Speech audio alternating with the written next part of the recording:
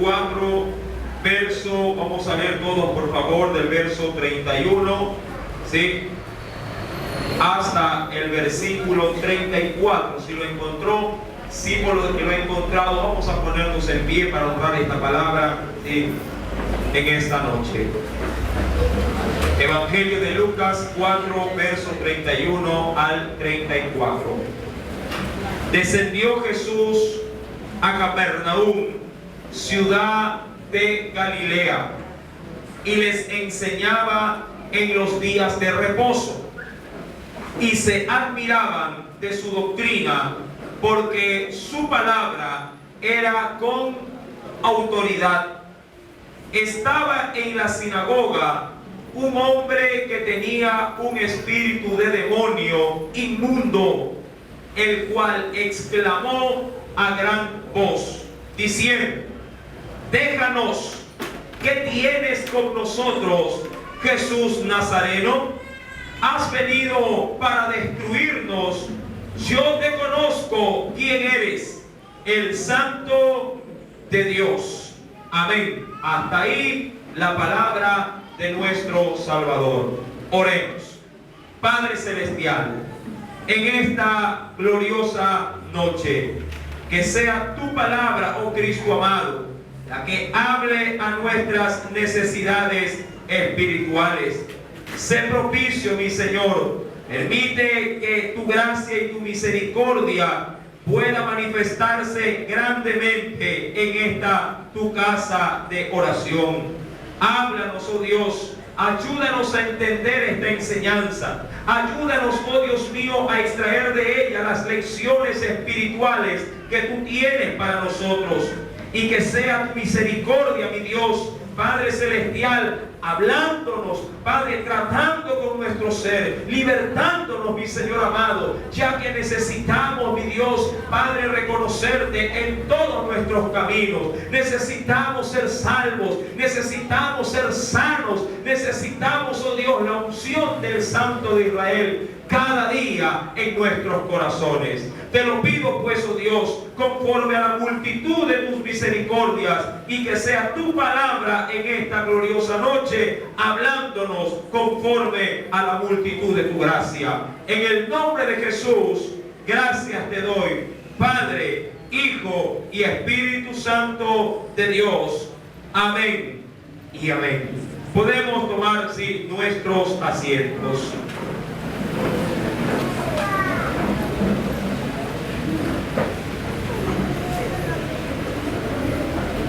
La palabra de nuestro Dios, ¿sí?, de acuerdo al texto de Lucas capítulo número 4, verso 31 al 34, da a conocer uno de los grandes enigmas, ¿sí?, en cuanto a las huestes espirituales de maldad. Pero lo que más me extraña en este texto es dónde se manifestó un espíritu de demonio. Cuando uno va a la Escritura, mi amado hermano, puede ver ya desde el Antiguo Testamento que nuestro Dios confrontó también a su pueblo para que se estuviese alerta y atento para no contaminarse con los demonios. Pero antes de adentrarnos en este tema tan fascinante, pero también tan preocupante, veamos, sí, los primeros versículos para poder entender, sí, toda esta historia de la cual nuestro Dios en esta noche va a ministrarnos. Acompáñeme, por favor, sí, a la Escritura, capítulo 4, verso número 31. Nos dice el Señor: descendió Jesús a Capernaum, ciudad, ¿de qué lugar? De Galilea. Recuerde que el Señor ya había estado en Galilea, pero en otra región dentro de Galilea, que era Caná. Recuerde que en Caná el Señor había hecho, de acuerdo al estudio que venimos haciendo días y domingo tras domingo, Jesús había hecho un segundo y gran milagro en Caná. El primero en las bodas y el segundo a través del hijo de un noble, de un servidor del rey. Sin apartarse de esa región, Jesús ahora va a otro lugar dentro de aquel lugar llamado Galilea, un lugar especial turístico llamado Capernaum. Y la Biblia dice que en ese lugar, que era ciudad de Galilea, ahí el Señor les enseñaba en los días de reposo. Esto es, los días sábados, que eran días donde todo el pueblo se congregaba. Algo curioso es que Jesús siempre acudía así a la iglesia para instruirse y para instruir también al pueblo. De hecho, Jesús nos da un precioso ejemplo de congregarnos. Ustedes sabrán muy bien que en el libro de Hebreos el Señor nos demanda al pueblo que no debemos de dejar de congregarnos como algunos tienen por costumbre. Y aún en esa parte el Señor también predicó con el ejemplo, porque Él también se congregaba y con bastante frecuencia. De hecho, para poder fundamentar lo que estoy diciendo, acompáñeme al mismo Evangelio de Lucas. Mire lo que nos dice el Señor en el capítulo número 4, pero ahora en el versículo número 16. ¿Qué nos dice el Señor? Vino a Nazaret, donde se había criado, y en el día de reposo, recuerde que eran los días sábados, entró en donde, entró en la sinagoga, ¿sí? Conforme, y esto me encanta, ¿qué cosa? Conforme a qué? A su costumbre, y se levantó a leer. Jesús no es que iba así al templo, a la sinagoga, esporádicamente. La Escritura dice que Él lo hacía conforme a su costumbre. Él acostumbraba a ir a buscar el atrio de nuestro Dios. Si el Señor nos da ese precedente, entonces podemos también nosotros seguir tan digno ejemplo. Verso número 31, continuemos. Descendió Jesús a Capernaum, ciudad de Galilea, y les enseñaba en los días de reposo. Verso 32. ¿Qué nos dice el Señor? Y se admiraban de su doctrina, porque su palabra era con autoridad. Ahora, aquí quiero también separar algo importante. Quien escuchaba a Jesús no solamente quedaba asombrado por la forma de enseñar, sino que su enseñanza iba acompañada con autoridad. Ahora, predicar con autoridad no significa que se predica o se enseña de pronto con energía o a su vez con un carácter fuerte. No se refiere a ese tipo de enseñanza, sino más bien que cuando se habla de autoridad, se habla de que enseñaba con el ejemplo. De hecho, acompáñenme por favor al libro de Hechos de los Apóstoles, un texto que ya lo hemos revisado en otras predicaciones, ¿sí? Y respaldemos lo que dice este texto. Hechos de los Apóstoles, capítulo número 1. Acompáñenme por favor. Hechos de los Apóstoles, capítulo número 1. ¿Lo tiene? ¿Qué nos dice, mis queridos hermanos, en el verso número 1 también? En el primer tratado, aquí está escribiendo Lucas, ¿sí? En el primer tratado, oh Teófilo, hablé acerca de todas las cosas que Jesús, dice ahí, comenzó a ¿qué?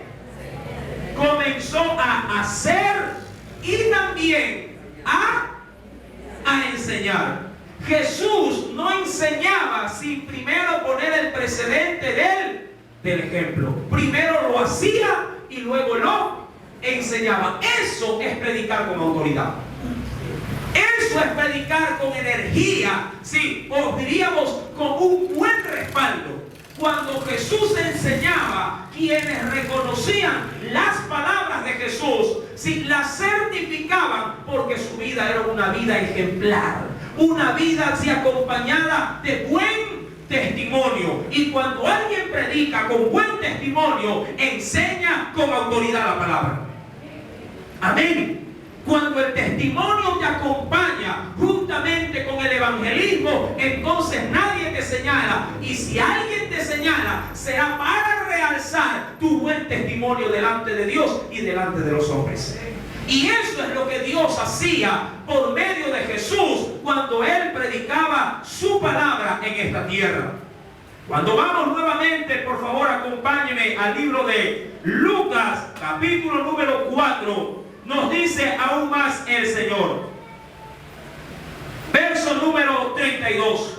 Y se admiraban de su doctrina, porque su palabra, recuerde, era con autoridad. ¿Por qué causa? Porque su predicación iba acompañada de un buen testimonio, con ejemplo.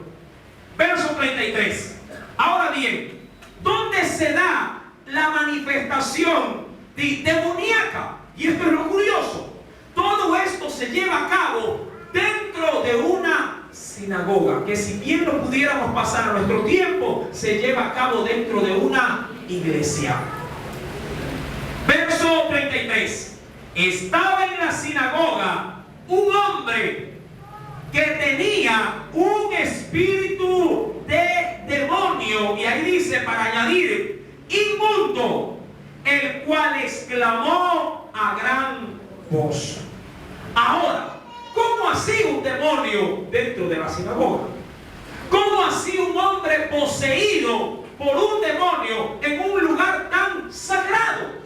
Amado hermano, sí, el Señor, como antes de meternos o introducirnos en este asunto, siempre advirtió a su pueblo de los peligros que el hombre enfrentaba cuando sí a demonios se trataba. De hecho, las advertencias bíblicas van desde el Antiguo Testamento, y el Señor pone en alerta a su pueblo para que se cuide de los demonios.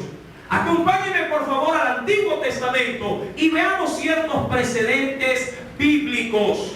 En el libro del Levítico, en el capítulo número 17. Libro de Levítico, capítulo número 17. En el Antiguo Testamento.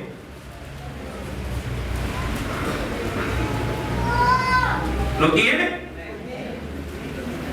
Levítico, capítulo número 17, verso número 7. Cuando el Señor da instrucciones a los sacerdotes levitas para ministrar dentro del tabernáculo, dentro del templo, les da esta advertencia. Y nunca más, dice ahí, nunca más sacrificarán sus sacrificios. ¿A quién? ¿A quién dice ahí? A los demonios, tras de los cuales han fornicado, es decir, han cometido inmoralidades. Dice ahí, tendrán esto por estatuto perpetuo por sus edades. Acompáñenme ahora a Deuteronomio capítulo 32. Deuteronomio, el quinto libro de la Biblia, capítulo número 32.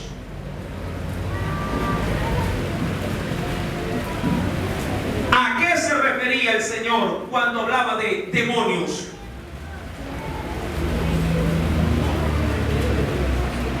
¿Lo tiene? Verso número 16 al 17.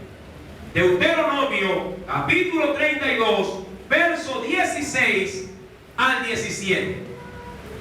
Le despertaron a celos con los dioses ajenos.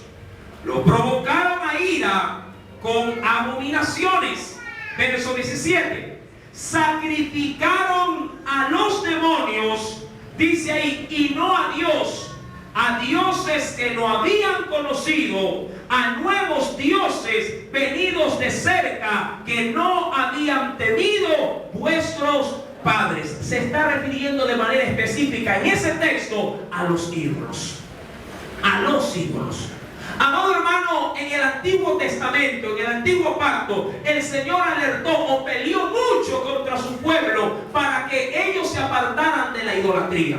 La idolatría era un sinónimo de adoración o culto para los demonios, ya que estos inducían al pueblo a un desenfreno carnal, sí, inducían al pueblo a una lujuria desenfrenada, y todo esto pueblo de Israel. Pero los demonios no solamente inducen a una adoración que te acerca de lo que no es Dios. Aún los demonios pueden, amado hermano, afectar la vida de un hombre, enfermándolo y aún inclusive llevándolo a la misma muerte.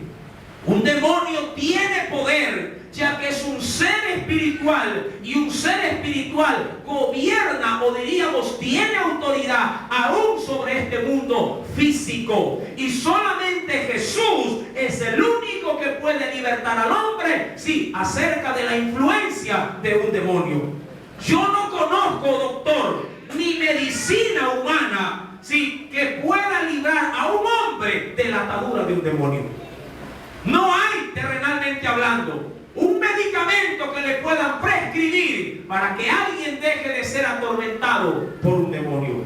Eso solamente lo puede realizar nuestro Señor y Salvador Jesucristo, porque Él vino para deshacer las obras del diablo. Amén.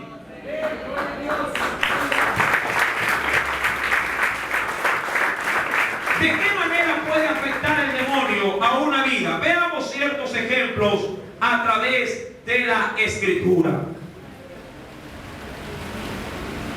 En el Evangelio de Marcos, capítulo número 1.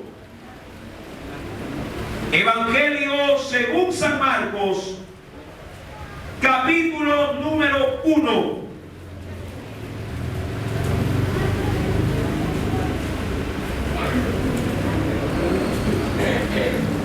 ¿Qué pueden acarrear los demonios a las vidas de los hombres que son atormentados? Este texto lo manifiesta. Marcos capítulo 1, verso 32 al 34. Nos dice el Señor: cuando llegó la noche, luego que el sol se puso, es decir, que estuvo en el ocaso al término del día, le trajeron todos los que tenían enfermedades. Y también, ¿a quiénes le trajeron? A los endemoniados, es decir, hombres que tenían posesión demoníaca. Verso número 33. Y toda la ciudad se agolpó a la puerta. Verso 34.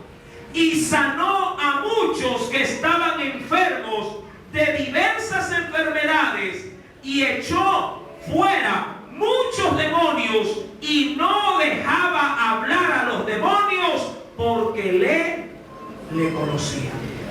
Amado hermano, la influencia demoníaca, sea que usted la acepte o no la acepte, es real. El poder del demonio, sea que usted lo quiera asimilar o no, si es real, tan real como lo es este aire que no lo vemos, pero lo respiramos. La influencia del demonio ha venido, diríamos, perturbando a la humanidad desde que comenzó, el hombre en su declive, cuando cometió pecado en el huerto del Edén. Desde ese momento el demonio comenzó su imperio y lo rige hasta el momento sobre el hombre. Pero recuerden, solo Cristo puede liberarnos de esa atadura. Aún más, para reforzar lo dicho, acompáñenme por favor, a otro texto maravilloso. Nos dice en el Evangelio de Marcos, ahora en el capítulo número 7. Marcos capítulo número 7.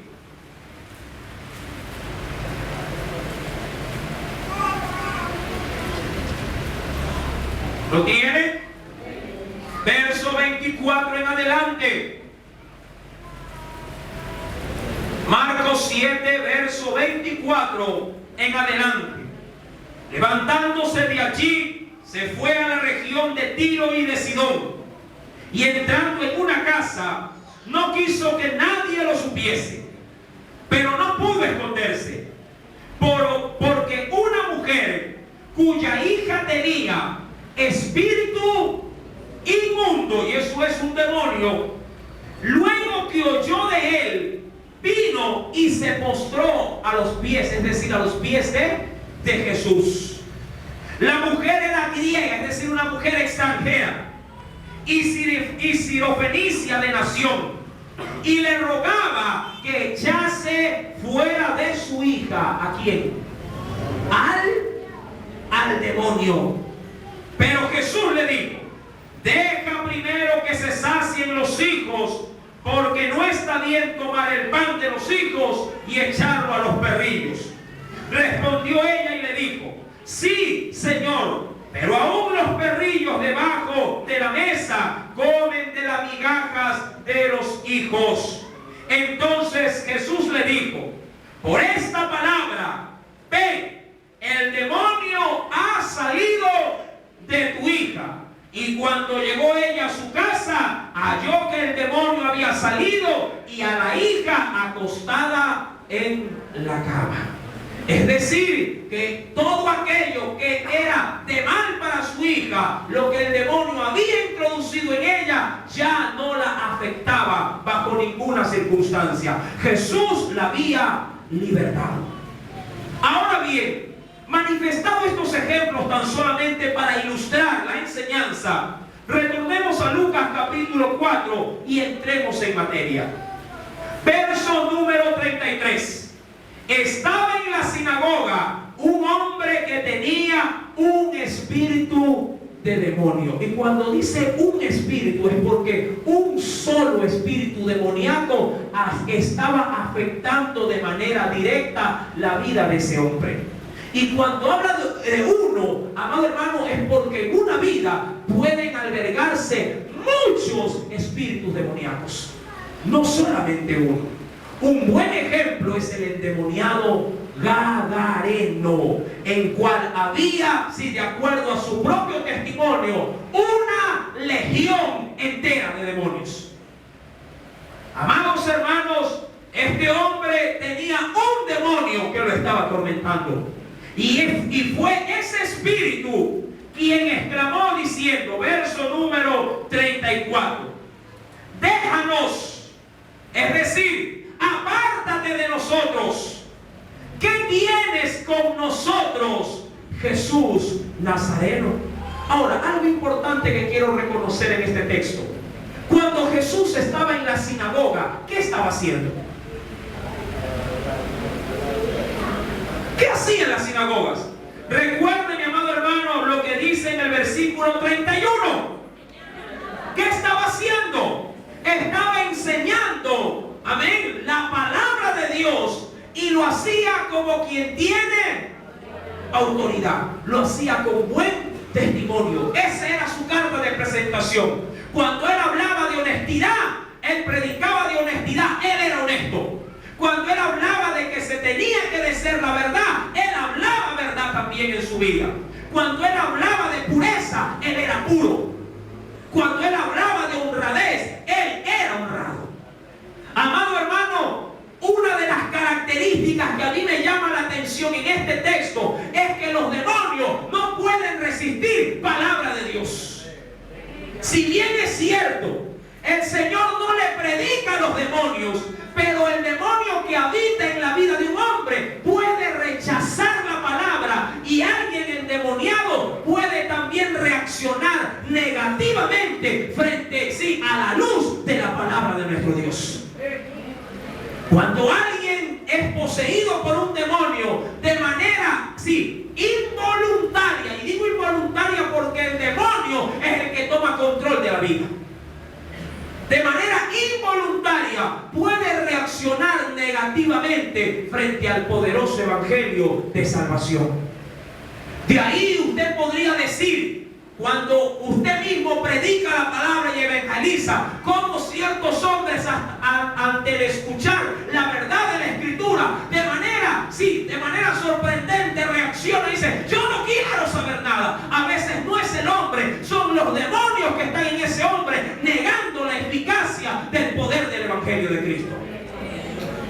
Por eso es que el pueblo debe orar. El pueblo debe salir con un buen testimonio desde los hogares, para que cuando prediquen la palabra, Cristo con su espíritu sea libertando al hombre que está atado por los demonios. En una oportunidad, unos cuantos salieron a evangelizar. Y no hablo de un ejemplo del momento, sino un ejemplo bíblico. Acompáñenme al libro de Hechos de los Apóstoles, capítulo 19. Unos hombres salieron a expulsar demonios y salieron muy mal parados frente a ese exorcismo. Hechos capítulo número 19.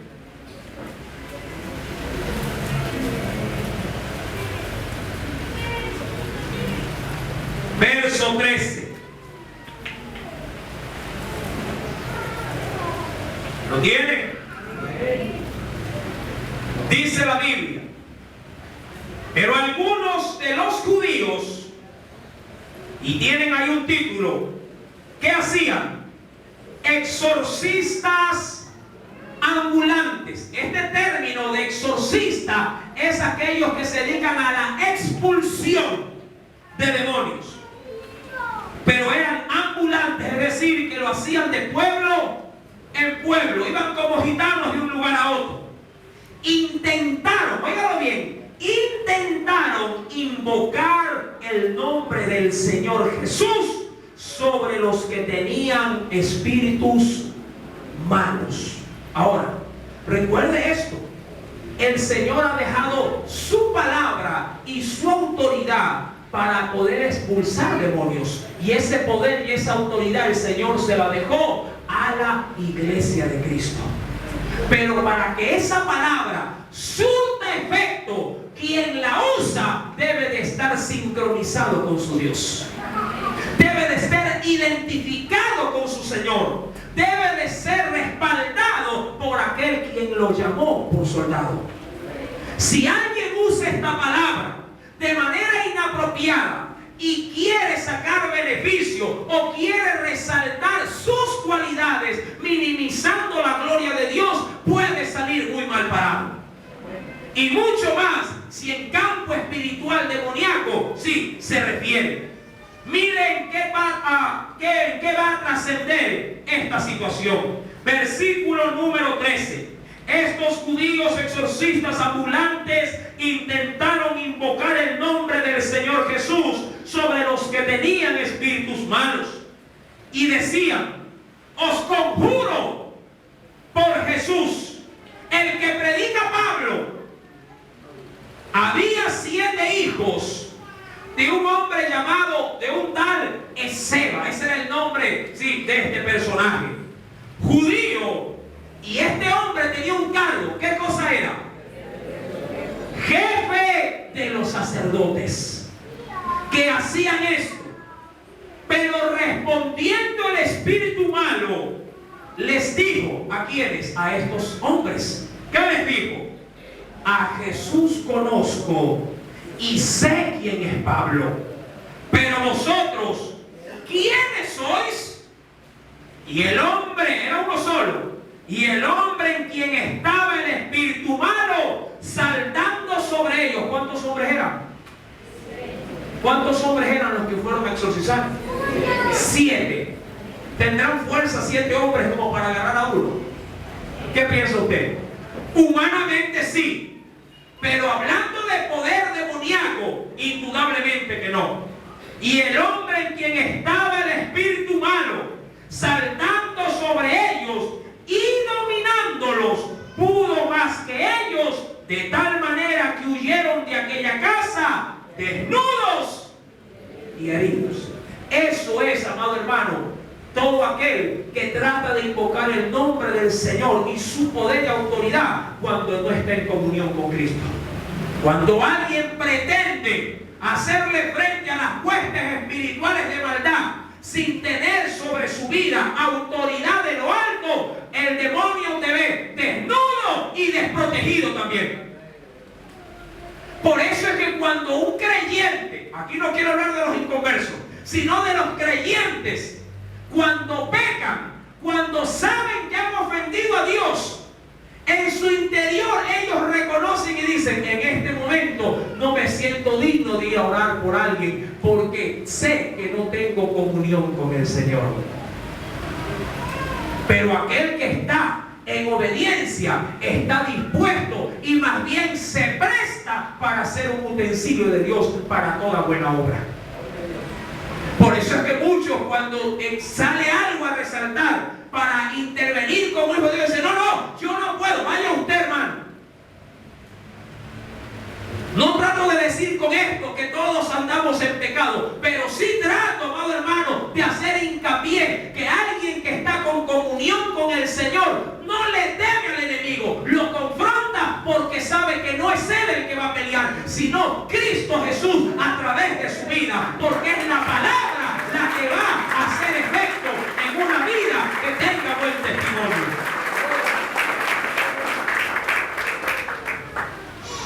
En el Evangelio de Lucas capítulo 4 podemos notar que este hombre que estaba en la iglesia, en la sinagoga, ahora le dice a Jesús: ¿qué tienes con nosotros, Jesús Nazareno, que has venido para destruirnos?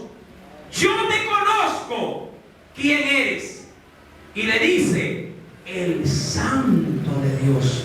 Usted dirá: ¿y qué tiene de malo de que el demonio le diga a Jesús que es santo? Amado hermano, si de alguien el Señor no puede recibir gloria ni alabanza, son de aquellos que están en desobediencia. Si algo aborrece Dios, es que le invoquen a aquellos que están hundidos en el pecado, obviamente si no se arrepienten. El demonio no puede alabar a Dios, porque su rebelión está delante de sí y eso hace barrera. En una oportunidad el apóstol Pablo, yendo a predicar, una muchacha que tenía influencia de espíritu inmundo iba delante de ellos haciéndole propaganda. Es decir, que los demonios iban como con una pancarta anunciándole al pueblo y diciendo: he aquí, estos hombres son siervos del Altísimo. Cualquiera diría: qué bueno que alguien, sí, que está endemoniado, está elogiando la obra de Dios. Pero, amado hermano, vuelvo y repito, de un trapo sucio nada limpio puede salir. ¿Sí me está entendiendo? De un vaso inmundo no se puede, sí, poner agua para que un hijo de Dios pueda beber. Usted tiene que entender que Dios solamente puede usar, sí, vasos limpios, o diríamos así, trapos debidamente, sí, emblanquecidos, para que el Señor pueda usarlos para su gloria. Acompáñeme para corroborar lo dicho. En el libro de Hechos de los Apóstoles, capítulo número 16.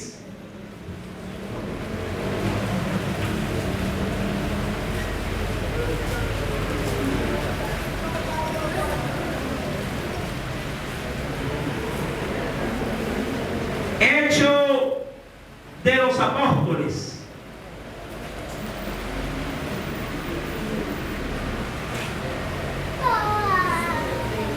capítulo 16, verso 16. Mira lo que nos dice el Señor. ¿Ya lo tienen? Aconteció que mientras íbamos, es decir, Pablo y Silas también, a la oración, ¿a dónde iban estos siervos? A orar. Nos salió al encuentro una muchacha que tenía espíritu de adivinación, la cual daba gran ganancia a sus amos adivinando. ¿Cuántos saben que este asunto viene de parte de los demonios? Hay gente que se hace leer la mano, se hace leer la suerte, va a las cartas. Hay quienes amanecen al horóscopo, sí, hay quienes están pendientes de lo que dicen los encantadores y adivinos en los programas de televisión. Hay quienes andan averiguando cuál es el número de la suerte, o quienes andan soñando cosas que a la verdad son aborrecibles y lo quieren poner como un ejercicio de vida cada día. Todo esto, amado hermano, todo lo que tenga que ver con ocultismo, adivinación, sortilegio, encantamiento, magia negra, magia blanca, no importa el color que le quiera poner, todo esto no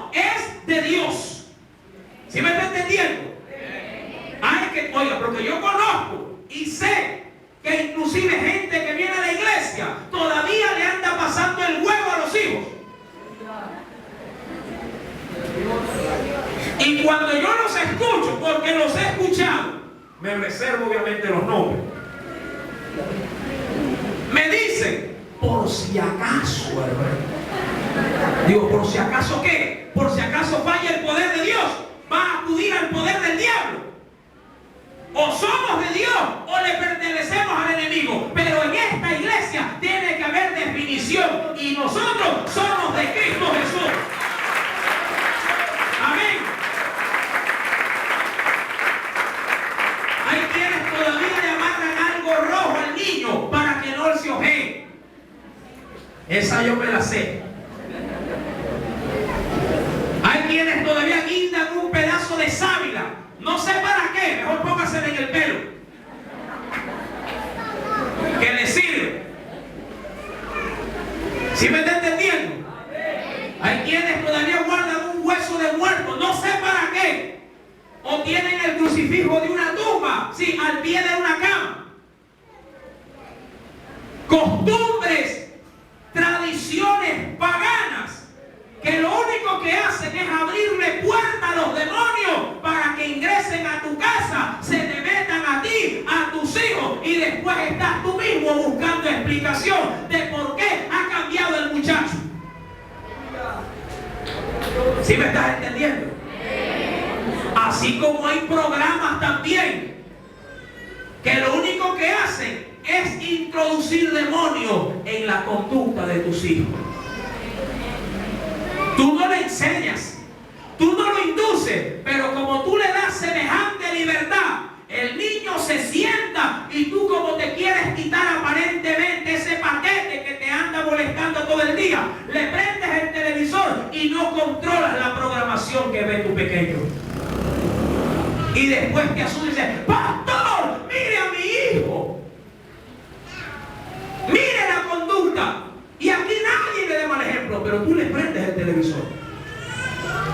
No digo que yo no quiero satanizar el televisor. Lo que yo quiero ponerte es en alerta de que por el televisor sí pueden haber cierto tipo de programas que pueden corromperle la mente a tus hijos. Y pueden ser ventanas o puertas abiertas para que el demonio haga su labor. Y la Biblia dice que Satanás, y quiero ahí, digamos, enmarcar a todas sus secuaces, los demonios y todo espíritu inmundo, han venido para robar, para matar y para destruir.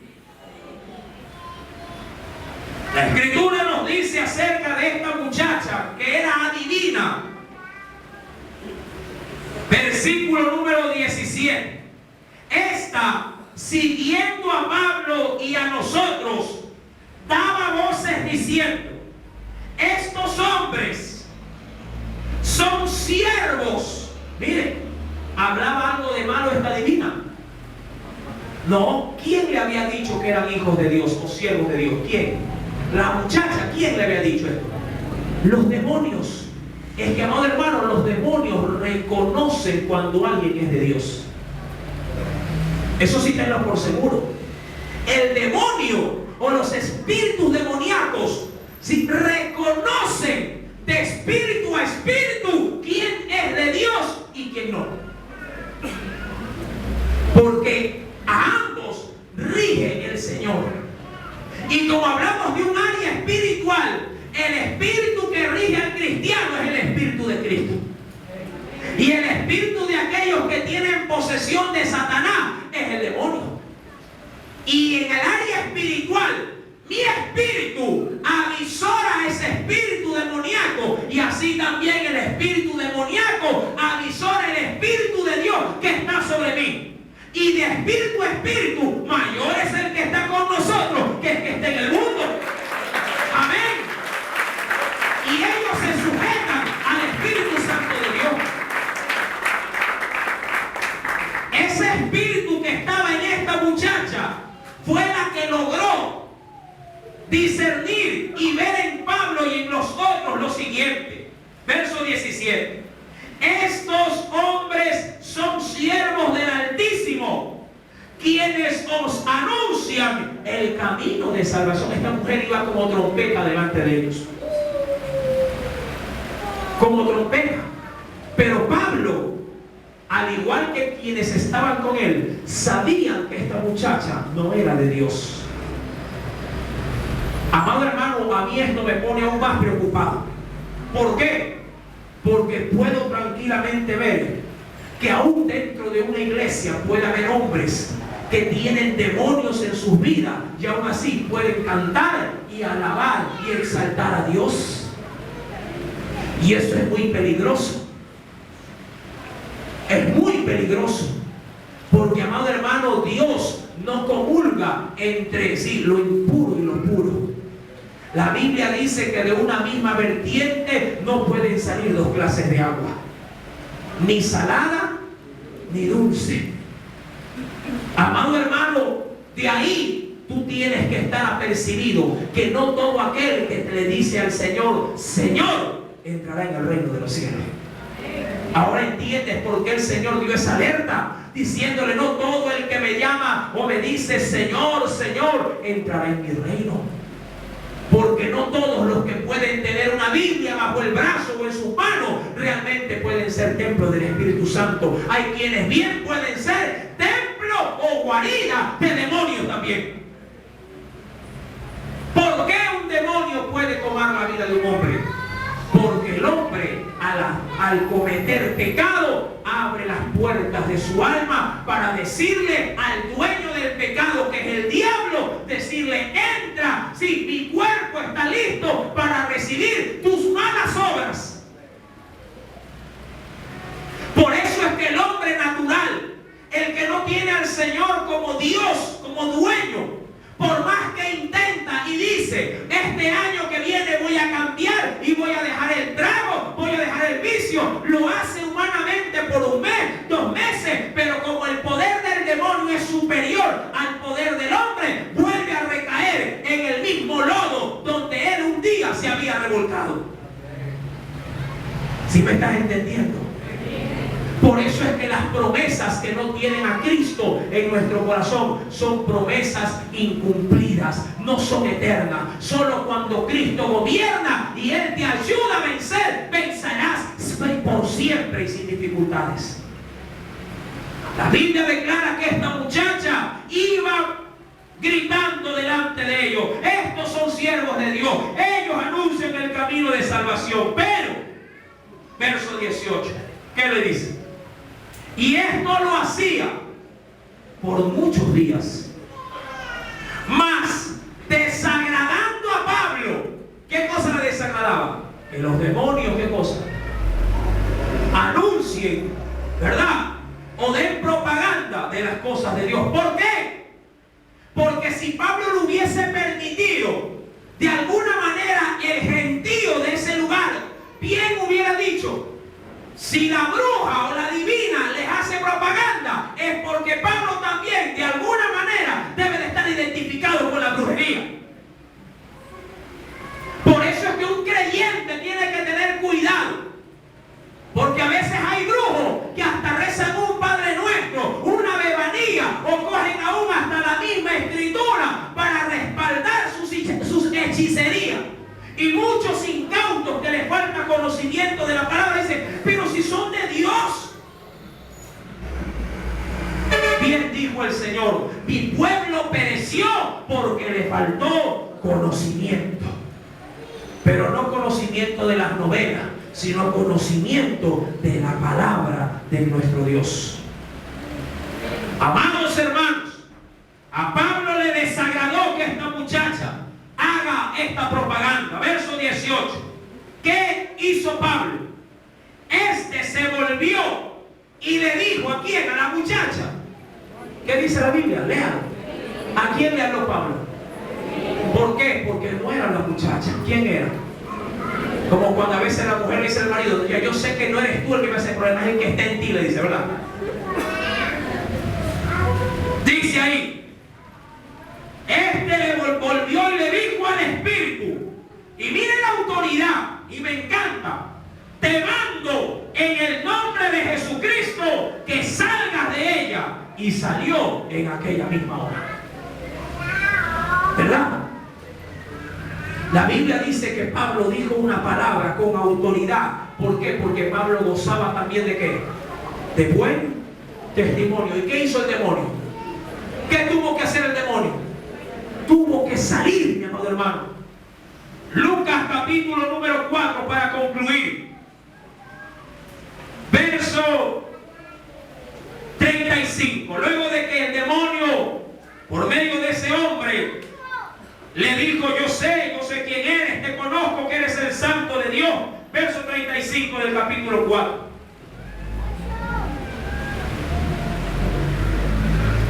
Jesús le reprendió diciendo: cállate y sal de él. Entonces el demonio, derribándole en medio de ellos. Recuerda que todo esto ¿dónde pasó, mi amado hermano? En medio de una sinagoga.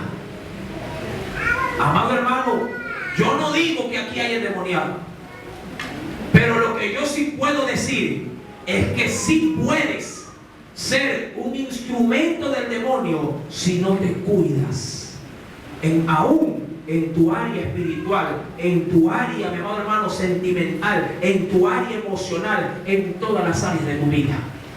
El demonio muchas veces espera una oportunidad. ¿Para qué? Para agobiarte. Es verdad, sobre la vida de un creyente el demonio no puede tomar posesión absoluta, pero el demonio sí puede influenciarte. Lo hizo aún con el mismo apóstol Pedro.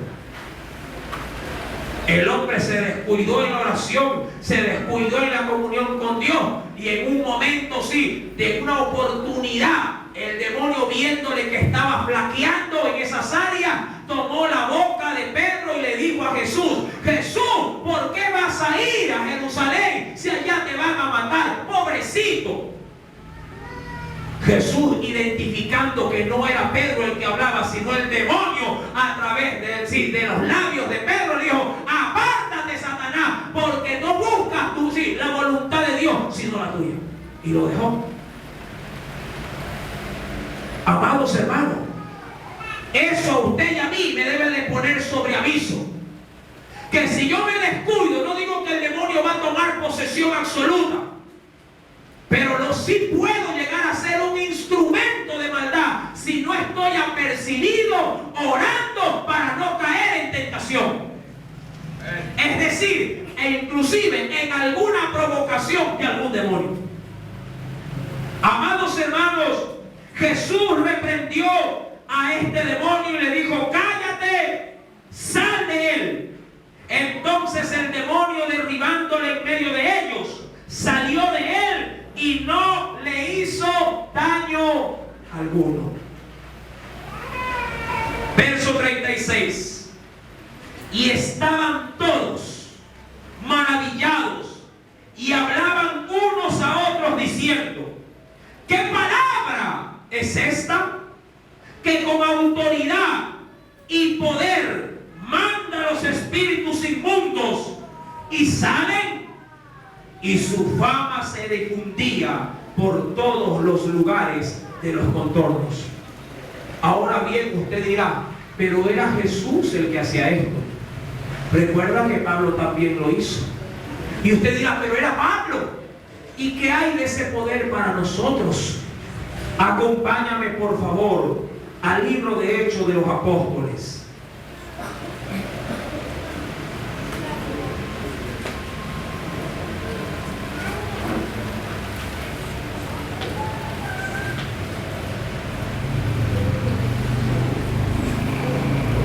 Capítulo 2, verso 38.